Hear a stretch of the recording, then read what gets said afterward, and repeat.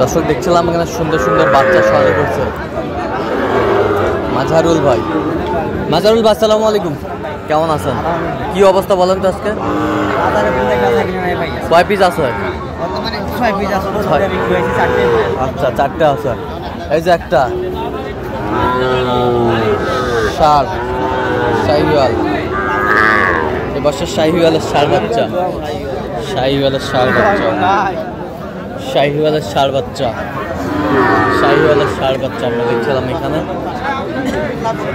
তো per piece কত করে চাচ্ছেন মাঝারুল ভাইগুলো?